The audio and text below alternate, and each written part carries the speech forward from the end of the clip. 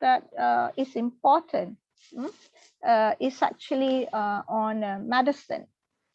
And since we are now in the era of COVID-19, you can see that, a few companies produce their own vaccines, and the vaccines is actually different from each other. Maybe some example is like Pfizer, right? Pfizer has the patent. They got the patent of producing Melarconi, or I forgot the name of the vaccine already. So they have the right to produce that, and maybe AstraZeneca, for example, the way they extract, the way they produce their vaccine is a little bit different from Pfizer. But of course, maybe the impact is we know that it's the same, but the way they do it is different. And when they patented it, so nobody else can produce exactly the same way as they do. All right. Maybe you have heard that they were mentioning Pfizer is the most effective one, but actually EZAC is more effective towards some of the variety of the COVID-19. But anyway, the legal barriers, normally they have some time period. For the medical in the US, they always give a patent up to 20 years. So they have they are the sole producer of that particular product. If as long as they still have the legal rights on the patent. Okay, once the patent is already like long gone, after the 20 years, then anybody else can produce exactly the same formula of that particular product, like medicine or vaccines, be it, so that one will be called a generic medicine, like, as you can see, like all this flu, medicine for flu, for painkillers, for fever. So we have a lot of generic products in the market. So what's I think, because after this we will also mention why theoretically with economics doesn't really like a monopoly or other market structures rather than the perfect competition.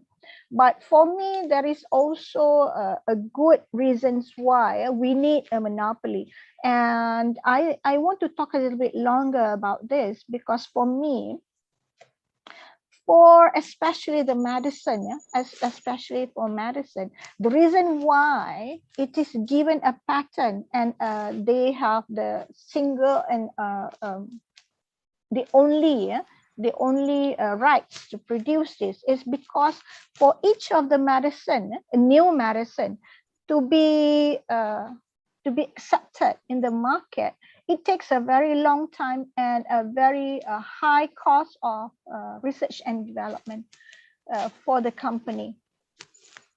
So actually, this is also to cover so that they can, when they have the patent, definitely the price, when they start selling that medicine, it will be quite high. It will be quite high.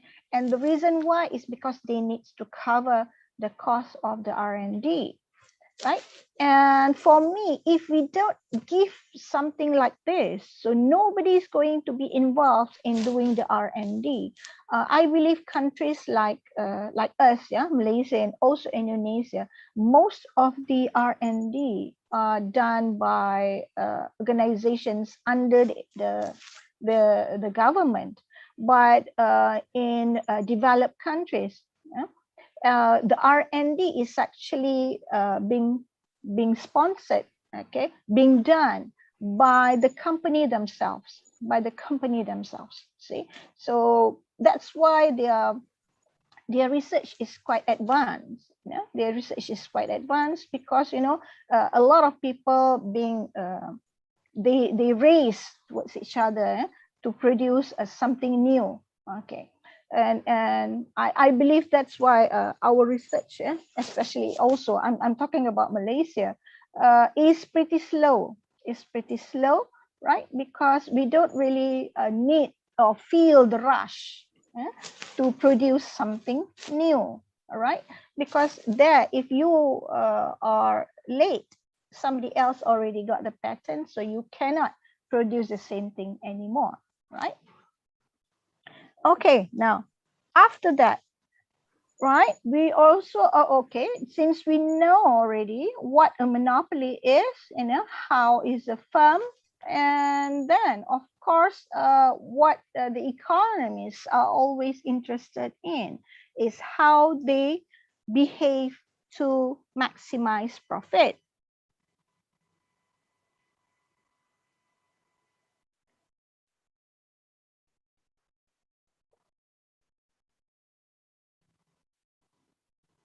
Okay, and for economics, so normally, okay, we always think, each single firm, their objective is to maximize their profit, right?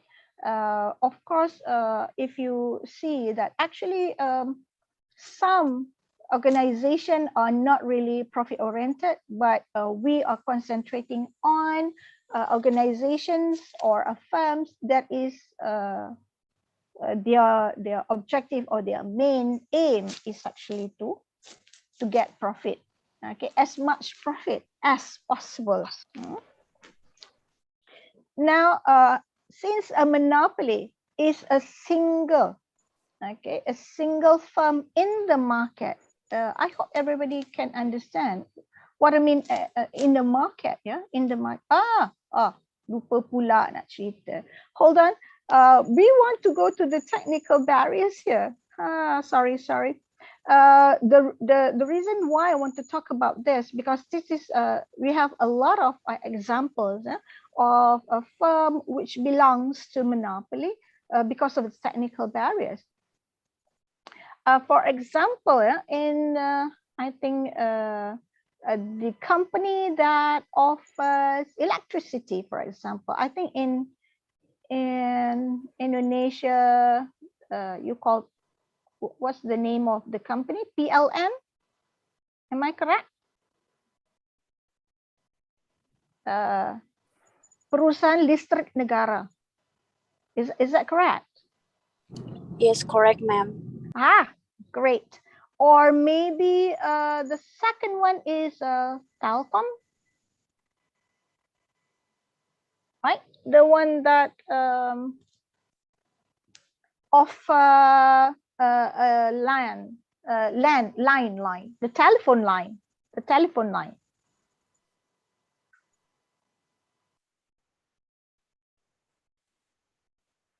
Now, I just want to talk about what we mean by a market. Now, for Telkom, they might also offer, there are two types of product from Telkom, I believe so. One is the one that landline phone, we call it. The landline phone is the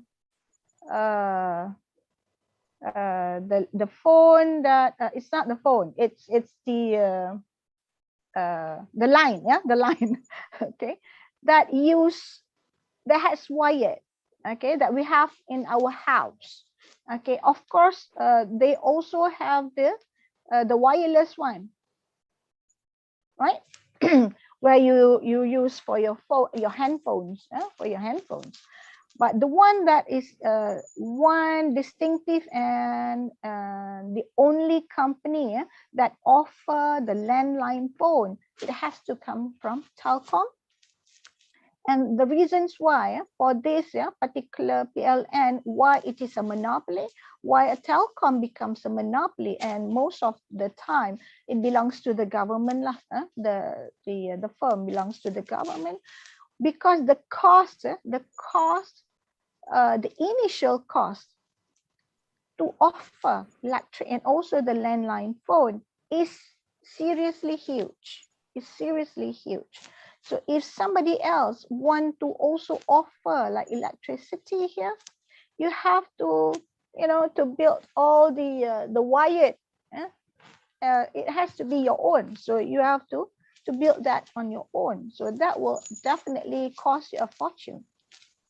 And that is the reason why we also need some companies that is only concentrating on offering this. We can't have too many, okay, because the cost is tremendously high, okay, for you to start that product, right?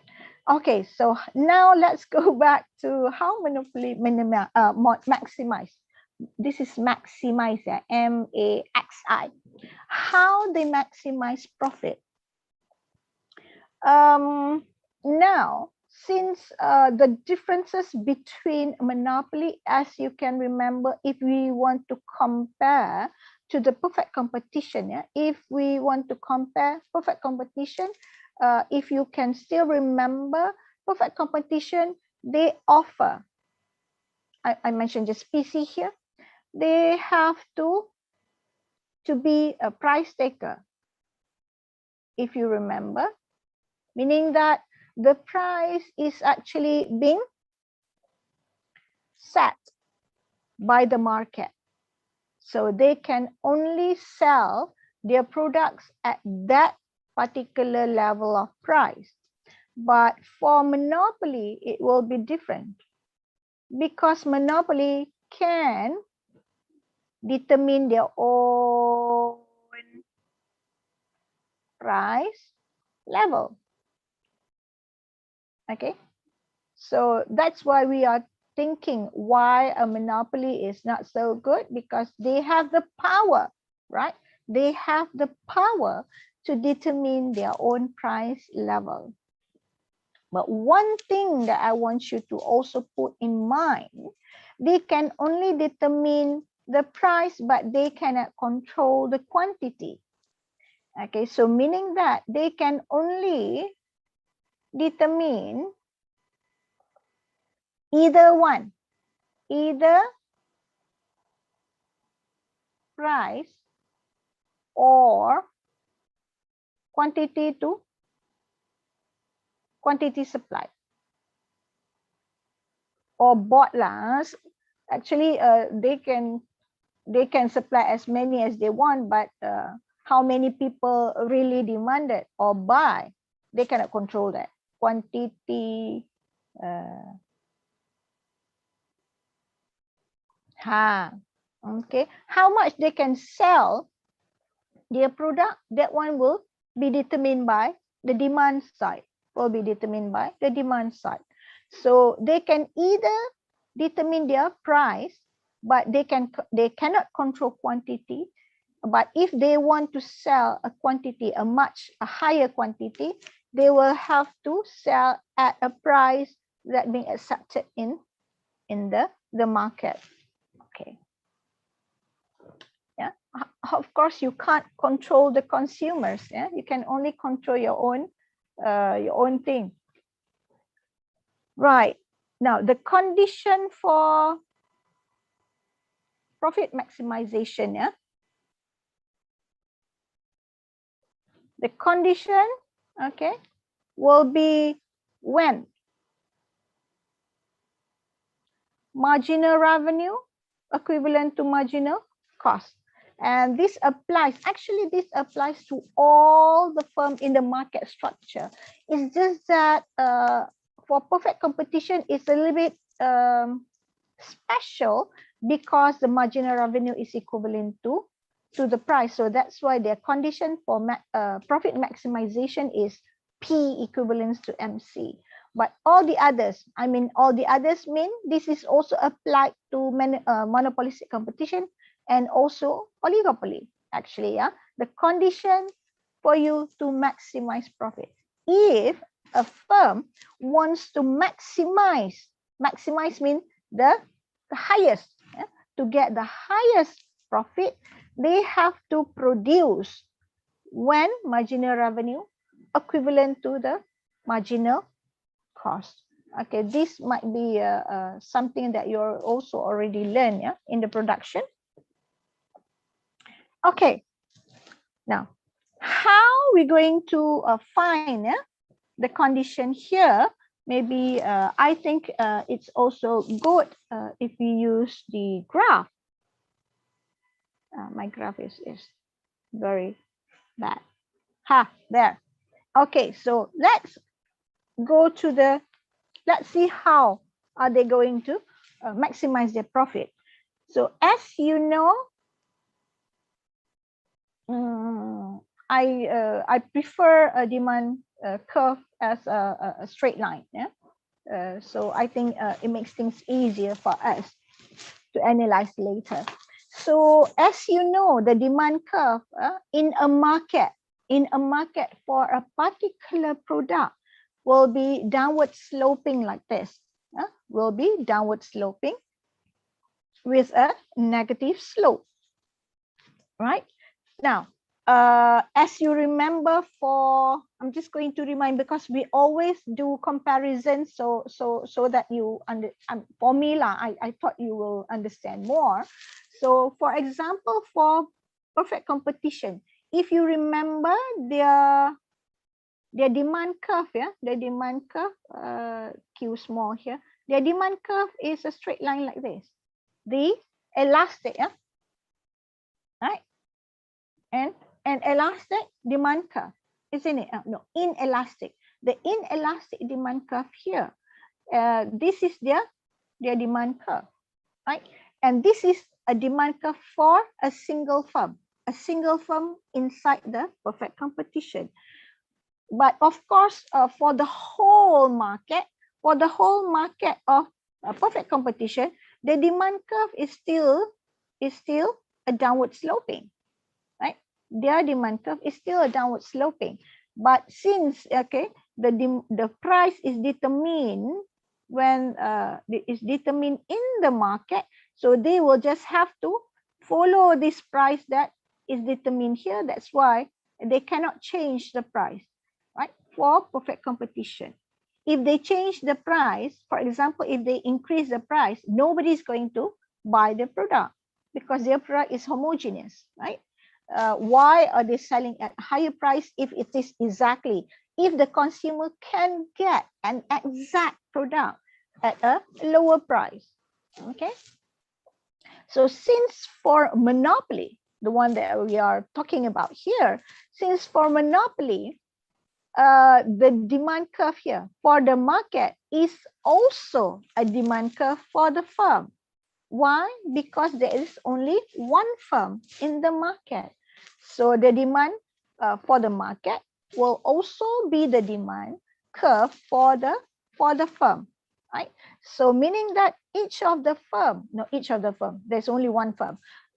The firm will have this type of demand curve, not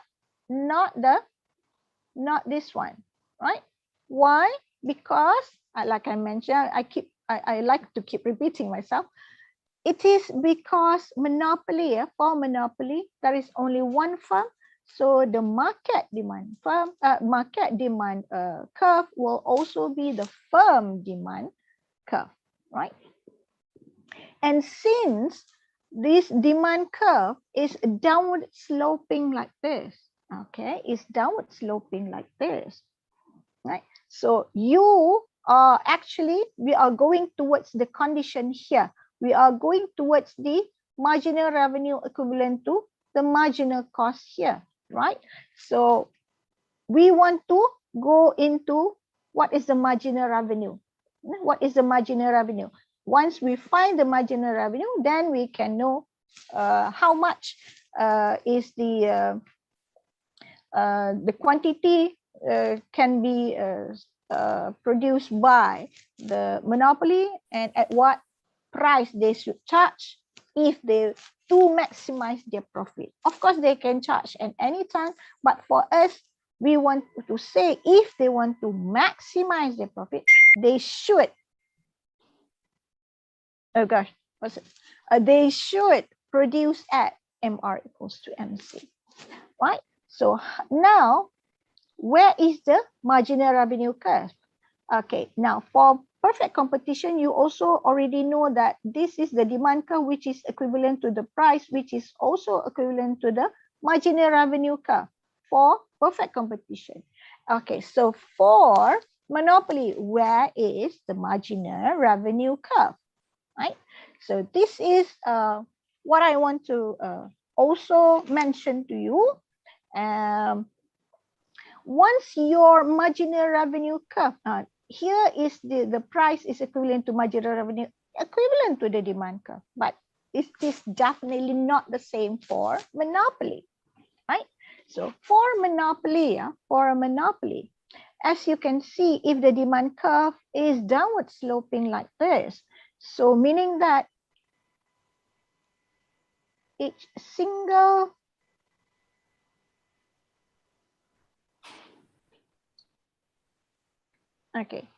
here at a particular level of price, for example, like at price here.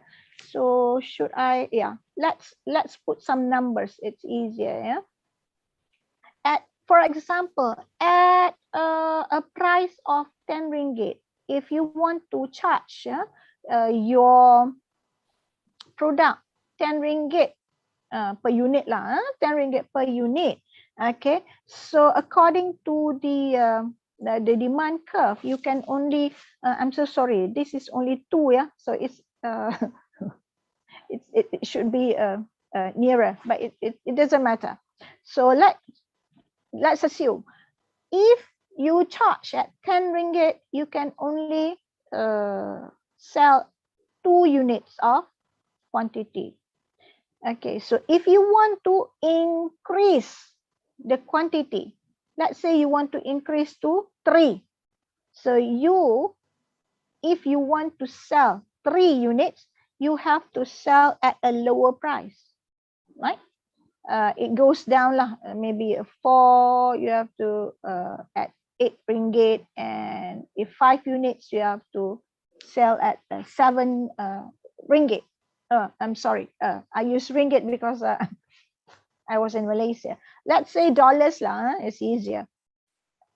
So as you can see, okay, if you want to increase the quantity, you have to reduce the price. It's not the same here because it doesn't matter which quantity that you are, like here is 10 or 20 or 30, you are actually selling either 10 units or 30 units at a single price here. Let's say 10, okay? Any quantity is sold at the same level price, but it's different for a monopoly. So here, the marginal revenue, as you can see, to get, let's talk about marginal revenue because normally the marginal revenue is derived from total revenue, right? So why don't we talk about total revenue first? Now, total revenue, normally you can get it by price multiplied by quantity. So if you can see here, I'm going to give you straight the example so that you can see the total, the marginal revenue. I think you have gone through this also, So here, for example, at let me put like at A, okay, at the point A, point B, point C, and point D. Okay, let's say for point A, the total revenue for point A will be P, 10 ringgit, $10 times with quantity is equivalent to 2 here. So the total revenue at this point A will be 20. This 20 can be millions or 20,000 or 20 millions. Is 20. And if you see the total revenue at B will be 9 times with 3. So your total revenue becomes 27. 27. And at C, the total revenue at C will be 8 times 4. What is 8 times 4? What is 8 times 4? 32. Ha! Exactly. Thank you. Sorry, I missed your name.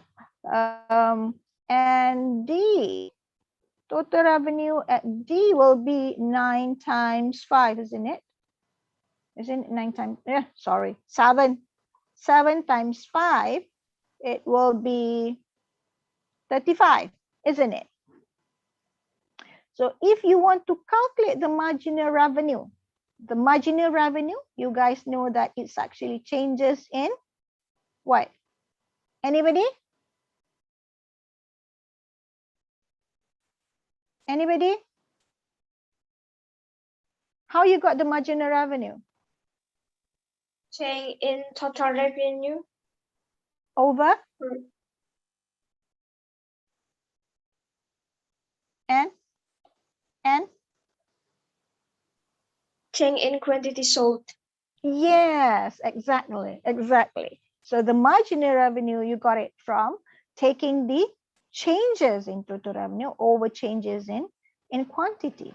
So here, for example, here, the changes here. Here, if starting as 7 here, and then for the next point, this is 32 minus 27 is, how much is this? 5, isn't it? And this is 3, right?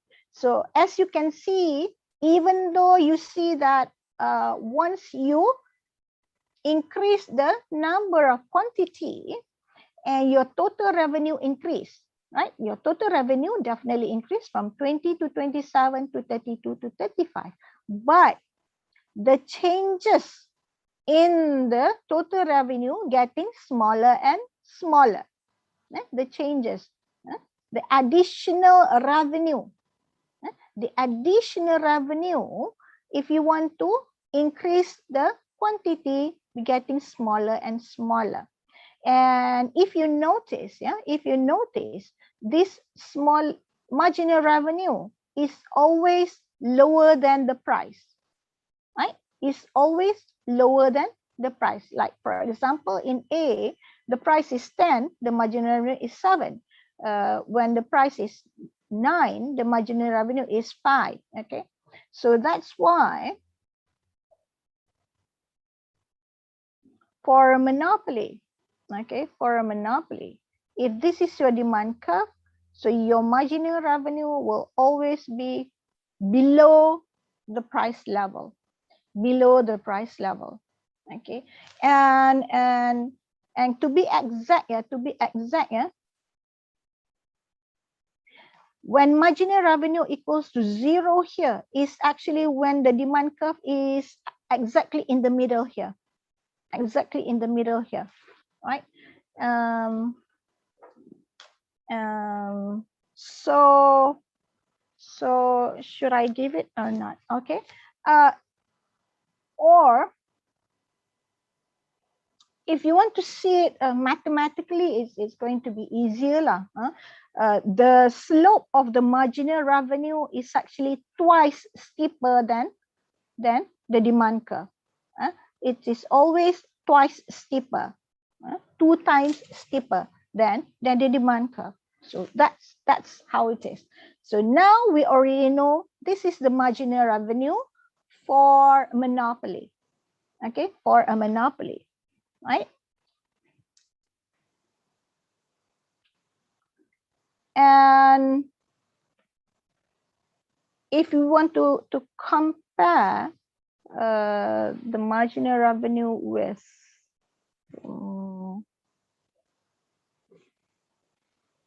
let's say with a total revenue, okay, with a total revenue. if you want to compare the total revenue, so the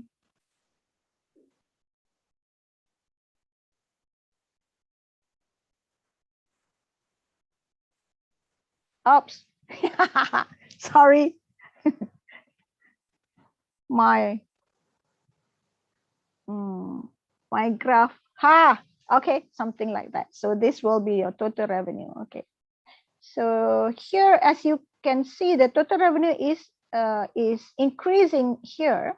Okay, but at a decreasing rate, yeah, the marginal revenue, and this is the peak supposedly, yeah, where the marginal revenue is equals to 0 here.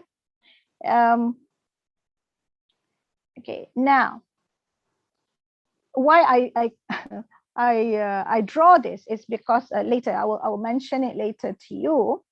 Okay, because we haven't go into the condition yet, yeah, the maximization condition yet. So here we only have the marginal revenue, right? So for when the marginal revenue equals to marginal cost, right? The marginal cost, the cost is still the same. Yeah? Doesn't matter what type of firm it is, which belongs to whichever market structure, the cost structure will be the same. Okay, so let's say the marginal, let me like just draw the marginal, okay, the marginal cost like this, right? The marginal cost like this. So if this is the marginal cost, right? So when the condition, when the marginal revenue equals to marginal cost, means here, okay, can you see this red dot? This red dot means, okay, the highest profit that this monopoly firm can get is when they charge P1 here. They charge a price level at P1 and they can sell their products at this level, quantity level of Q1. Like I mentioned, they can charge their own price, but they cannot determine the quantity. Right? They cannot determine the quantity. But if they want to get the highest profit, they should sell at P1 and they can sell a quantity of Q1. Right? This is what we mean by the MR equals to MC. To maximize profit.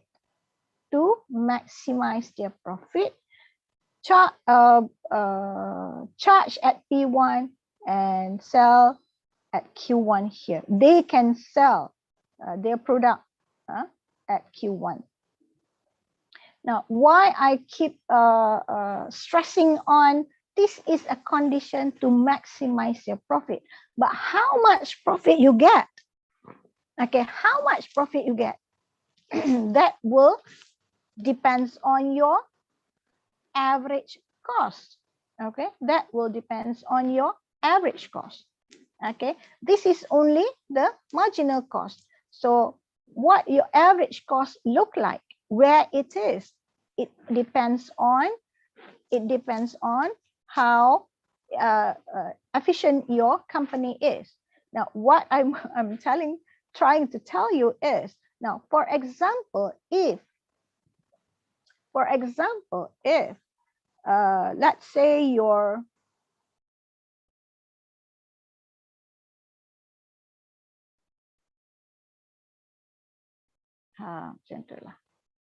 so for example, if this is this supposed to be the lowest one, yeah.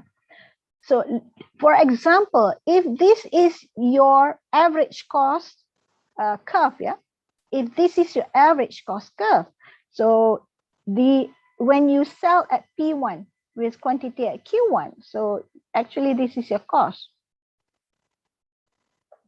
right? This is a cost per unit of producing that output, and you charge at P1 per output, yeah, per output.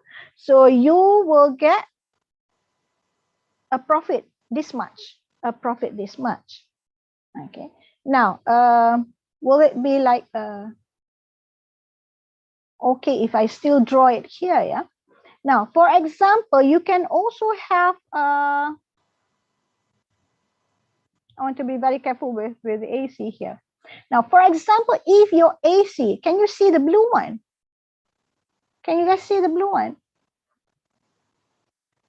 If your average cost is the blue color, if it is the blue color where the cost, the average cost of producing that 1 unit of output is also at P1 here. So this firm only producing at a normal profit. At a normal profit. Did you guys understand what I mean? Any of you?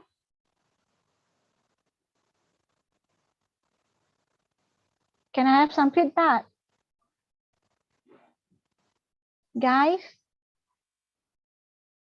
Guys, are you still on the screen? I would like to make sure whether you have any question to Dr. Siti Aznor. Yes, please. You can ask me any question. No, ma'am, it's clear.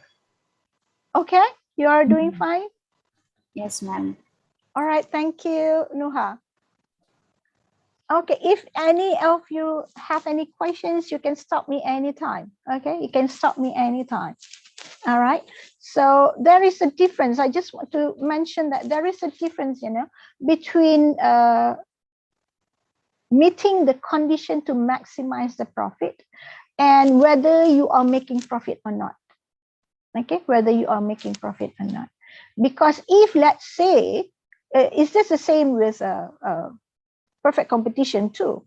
If let's say you are having like a loss, okay, but if you still producing MR equals to MC, meaning that you are minimizing the loss, okay, because this is the most efficient level, the most efficient level to produce a product.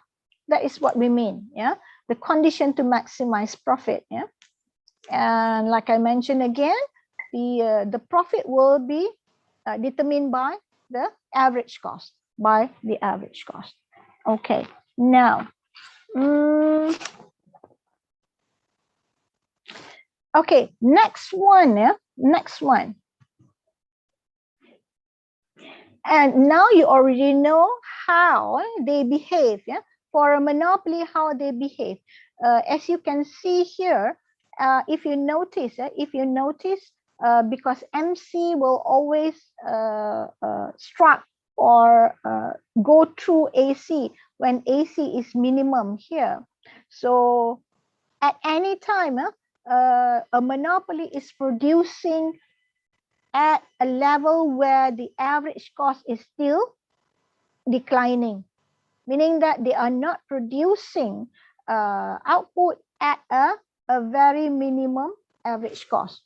Average cost is still declining, meaning that a little bit higher than the minimum cost, right? And then that's why here the next question is, okay, the next question is why in economics theory, okay, in economics, why we always call, actually we did call besides perfect competition, all the other market structure is actually considered a market failure.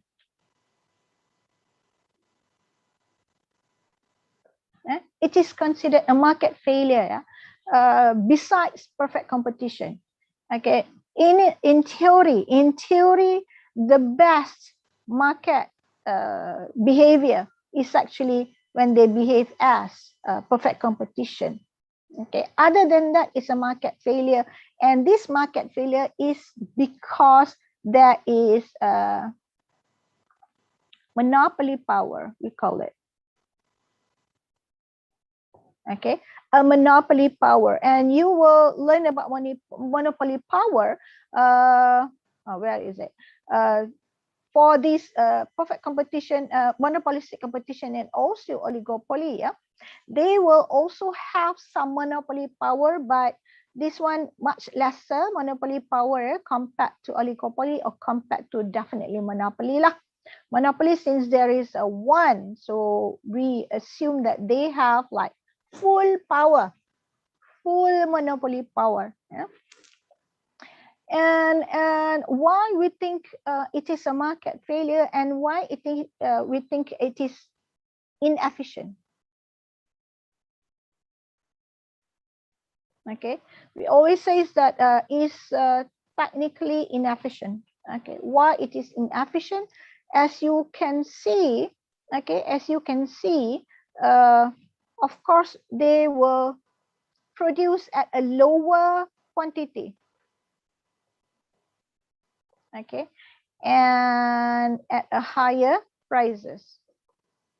They charge at higher prices.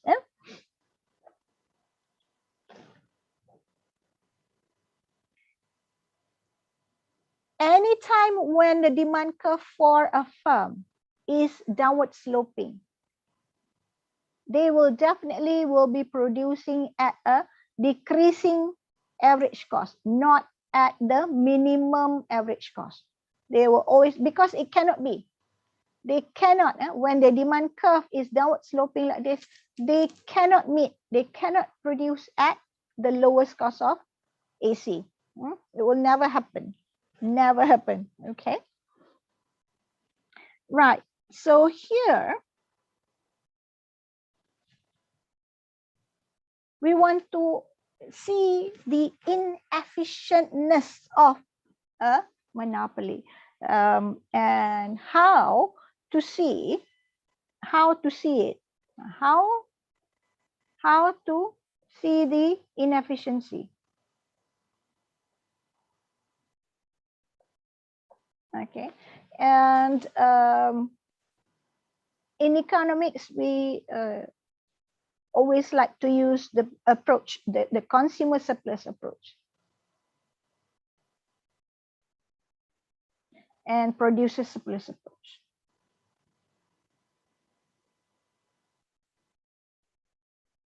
Okay, so we would like to see it in terms of consumer surplus and producer surplus, but of course we will concentrate more on the consumer surplus. Yeah, on the consumer surplus. Now, to see whether it's inefficient or not, it's also good for us to compare it to. So let's compare. Let's compare to perfect competition. Okay, let's compare to perfect competition. So to do the comparison, I will try to draw a big one here. Okay. Let's say this is the demand curve. And let's have a supply curve here. A supply curve. Oh, before that, I forgot to cover one thing. What is the one that I didn't cover? It is actually the supply curve for monopoly. Oh gosh. Can we go back? Can we go back? Rewind. You rewind. Now, I'll just put it beside here. The supply curve for monopoly. Okay. Now, the supply curve for monopoly here, unlike in perfect competition, yeah, where the supply curve is also equivalent to the marginal cost, right? To the marginal cost. And for a monopoly, well, directly, I just say directly because I think it's already like 11 minutes past 11. Directly saying that there is no supply curve for monopoly. Why? Why? Why? Yeah. Well, in order for you to have a curve, yeah, in order for you to have a curve, there is always has to be a pattern. There is always has to be a pattern, okay? Because the curve is actually representing a pattern. But for a monopoly, there will be no pattern, yeah, whatsoever for their supply. Because it is always, yeah, how much to produce, or how much to charge, the price lah, how much to produce, how much to charge, will depending on the demand curve, will be depending on the demand curve. Let me try to draw it here.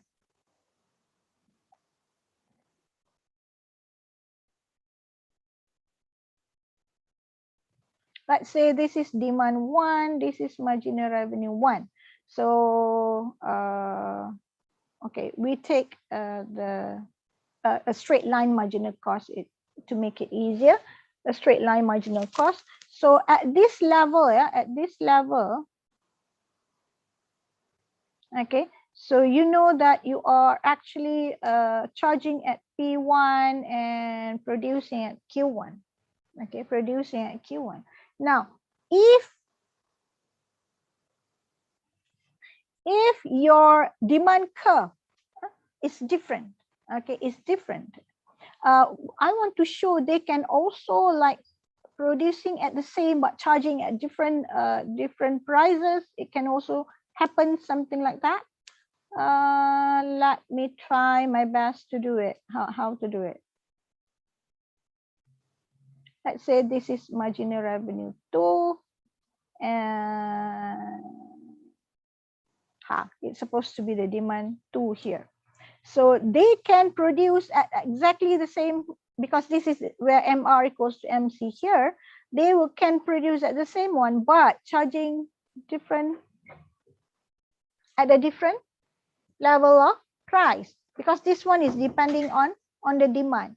They can also like charging the same one here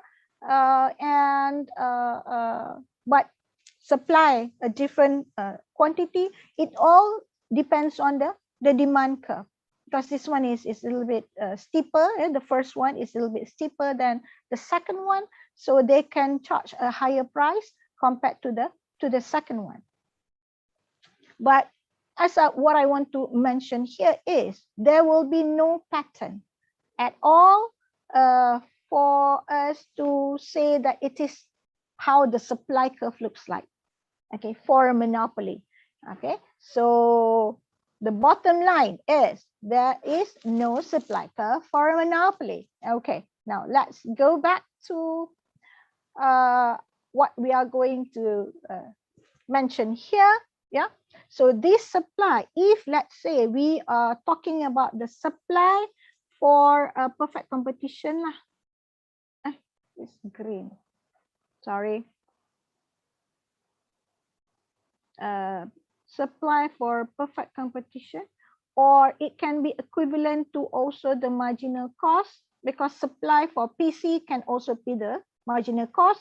So for monopoly, we call it a marginal cost lah, rather than the supply. Okay, so let's say this is the demand and this is the supply. So for perfect competition, for a perfect competition in a market, they will produce when demand equals to supply here. When demand equals to supply here, right? So they will produce at, here I call this P of perfect competition and Q of perfect competition here. Right? They will produce here. Now let's say all of the perfect competition firm, okay, collude, being bought, somebody bought all the firm and makes it into one big firm, so they can become a monopoly. So for a monopoly, okay, for a monopoly, since this is the demand curve and this is the marginal revenue for a monopoly, okay, and they will produce definitely at here. Oh, I want to have a different color then. They will produce here.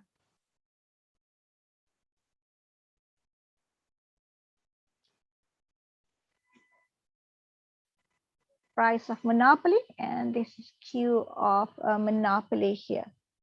Right, as you can see, now the differences is pretty clear now, where for perfect competition, they will produce more at QPC and charge a price lower than the monopoly at PPC. Okay, and a monopoly only produce QM and charge a price at PM. Okay, so that is already obvious, but we want to go a little bit further. Now, the further things is to see, like I mentioned, we want to compare it in terms of consumer and producer surplus, right? In terms of consumer and producer surplus. So let's give name to all these dots, yeah? Maybe I put it here is A, maybe it has to be in black. Okay, this is A, this is B, and this is C. Where else? I have here maybe a D here, yeah, a D here.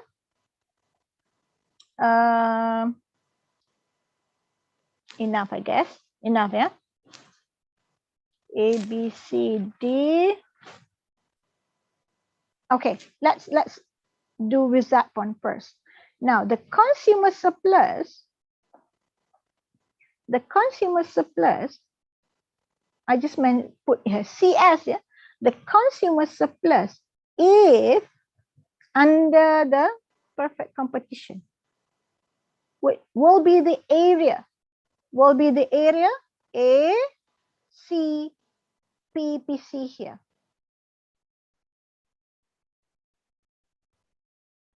Right? The consumer surplus, maybe to brush up your memories a little bit, consumer surplus is an area below demand curve above the price charge, right? Below demand curve above the price charge in the market. So that's why this triangle A, C, P, P, C here, right? And this one is 0.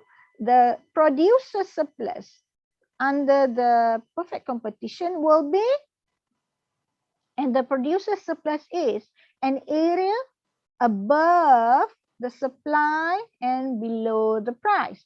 So it will be the area of 0, C, P, P, C. This triangle here, this triangle, the below triangle, that will be the producer surplus under the perfect competition. Now, what is the consumer surplus under monopoly and what is the producer surplus under monopoly? So here, the consumer surplus under monopoly, okay, it's still the area under demand curve above the price charge. So it will be A, B, P, M.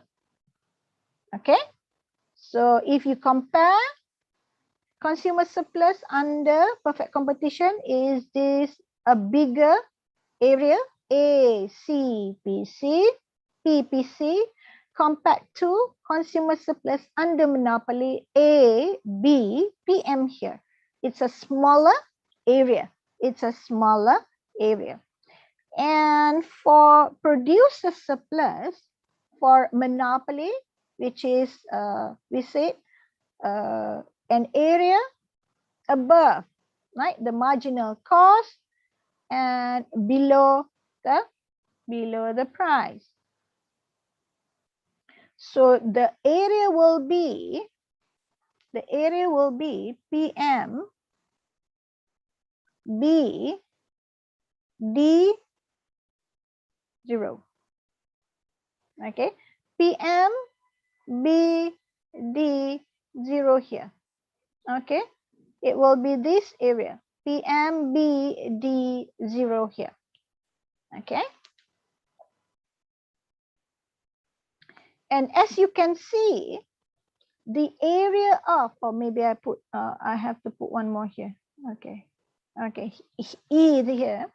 So the area of PM, B, E, and PPC is actually an area that is being transferred from consumer surplus to producer surplus, yeah, in monopoly. Okay, or in another words means, okay, there is an area that is now, before this, if under perfect competition belongs to the consumer, now belongs to the producer. Now belongs to the producer. All right, is it a good thing or is it a bad thing? As a consumer, definitely we will say it's a bad thing lah, kan? Isn't it?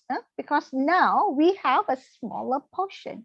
But for economics as a whole, yeah, as a whole, as long as somebody gets the benefit, it is okay. As a whole, okay, the transfer is okay, because at least somebody in the market,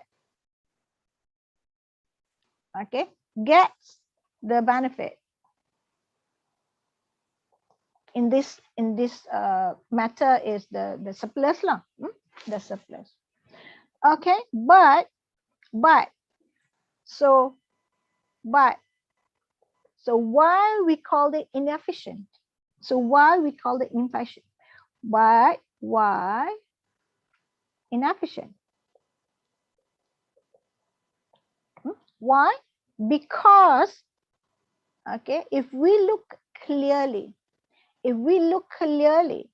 the area that is being transferred is only this area, okay, and there is an area that doesn't belong to anybody under the monopoly, and that area is actually this area. Okay, the area which does not belong to anybody, doesn't even belongs to the producer or the consumer, is this triangle. Macam triangle jugalah kan? Okay, so this area is the one that the economist was saying it makes monopoly inefficient. Okay, and this area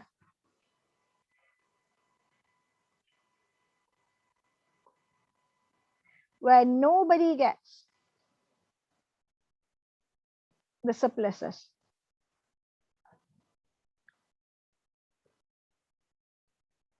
it is called a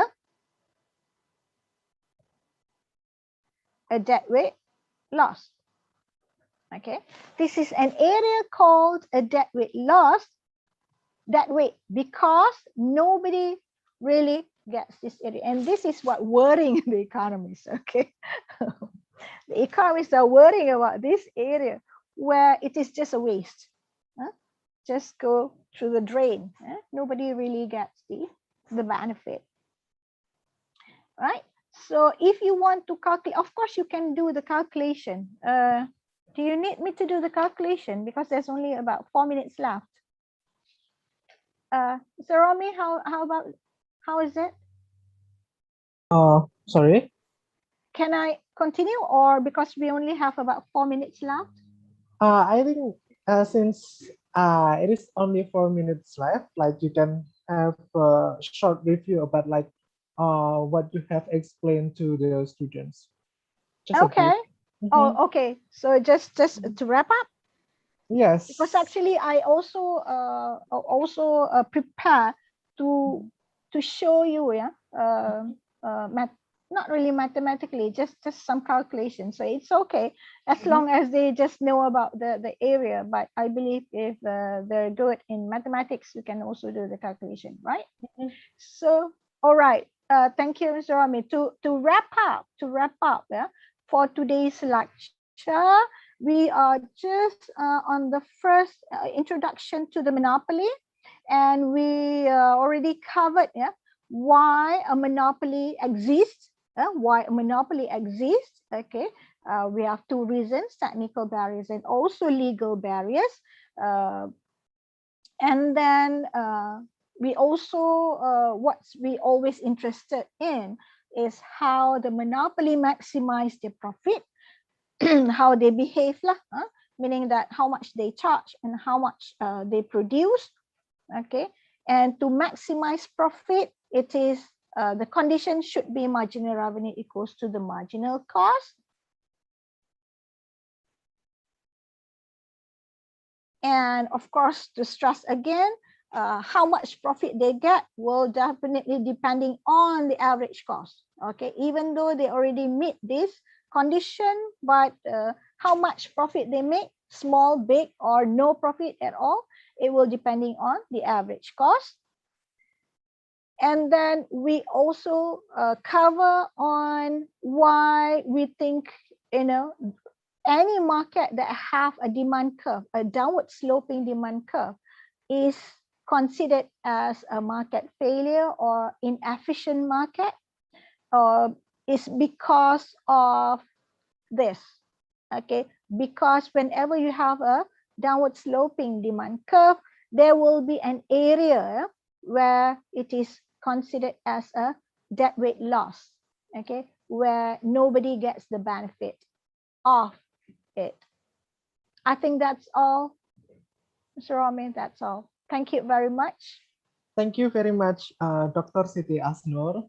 So I think you can just stop share screen so that we can go to the main screen.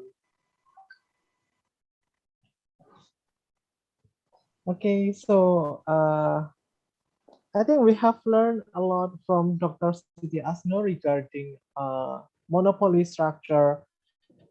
Like in the past 2 weeks, we have learned about perfect competition, and we have learned similar things here about consumer surplus and producer surplus concept in monopoly. And is there anyone wants to say? Anyone wants to say something, please, to Dr. Siti Aznor?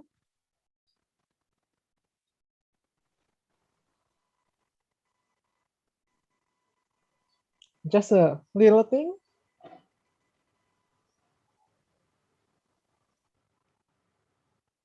Okay, guys, I think you are too shy to speak about your thoughts to Dr. Siti Aznor. But we expect you to be more active in learning. Isn't it, Dr. Siti Aznor? Definitely, definitely. Like, yes, like that will be better if there are more feedbacks from you. So I assume that since it is the first time of them having guest lecture from other campus, then they are still shy. So Yeah, hopefully. I'm not so sure whether it's okay with me, so I mean, to continue next week. But it will depends on maybe the feedback of the students if they still want me to to do it, or maybe if they think I'm not doing a good job, they might want you to do it. So it's up to you actually. Yes, I think Fine they with are. me. I think I think they are enjoying your lecture because like I've heard like some of them giving you feedback, like answering like small answers, like when you perform calculation. So I think it's a good thing, like especially when you are more experienced in teaching this subject. So like I'm just a new lecturer here. Like I just returned from my doctoral degree. Like I have left this campus for like 3 or more years. So I'm like I'm just a new lecturer here. You just came back. When is Yes. that? So I've just started like last month. Last month. Oh, Yes, last month. So I did my doctoral degree in Edinburgh, like near Edinburgh. yes, in The Edinburgh. neighboring. Yeah, Yeah, the we are neighboring. neighbors. Yeah, it seems like I have a culture shock here because like 3 years or more is like a long period, and there are many changes in the institution. Really? Yes, especially when it is COVID. Like I expect that the student is as active as the Before. period before I leave the campus for study. Exactly. I'm pretty shocked because as far as I know, Indonesian students are seriously very active in the class, because I've been giving some lectures too before a few times. Yeah. In Indonesia, in a few other universities, definitely not UMR, UMY, and they are seriously very active in the class, participating actually. Until I have to stop them because the time is up. So it's a little bit to my surprise, they are pretty shy here. Yes, they're pretty shy. I don't know. It could be a language barriers. Oh We are well, still new. yeah. Like I mean, if they think they can't really converse in English, so well, I think I can understand Indonesian language a little bit, of course. yes, me too. Like I can understand a Malaysian language a little bit. Yes, definitely. Okay, we are pretty similar. Maybe just the way we pronounce the word is a little bit different, but the root word is still the same.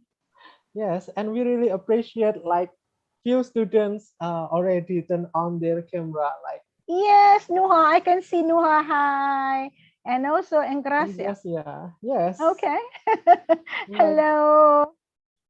I think that would be better if the students are not really active in the class, but they activate their camera so that we are sure that uh they like I mean actively participate in the lecture Yeah, of course. and not sleeping behind the monitor. Like we can monitor them well when they are on cam.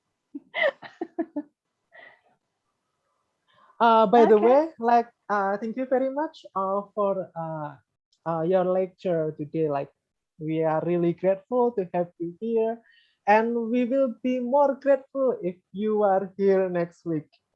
Inshallah.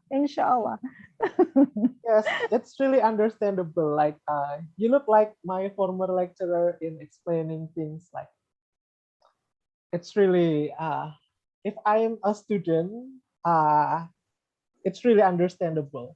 Okay. Hopefully everybody really understands what I'm trying to convey here. Okay, so thank you very much, Dr. All Siti right. Aznor. Inshallah. I'll see you guys next week. Yeah. See you Maybe next week. I would like to hear some of your voices too. Okay. Okay, yes. Please make sure to say something, even though it is only whispering next week. Like, yes, ma'am. Like something like that, that's still okay. Okay then. Okay, Thank see you very you. much. Assalamualaikum So warahmatullahi all wabarakatuh. right. Waalaikumsalam warahmatullahi wabarakatuh. Everybody, thank you very much for your attention. Okay. Inshallah, I'll see you guys next week. Assalamualaikum warahmatullahi wabarakatuh. So I'll be leaving first, yeah? Yeah. Okay, bye-bye. Thank you, ma'am. Thank you, Miss. Good explanation. All right. Bye.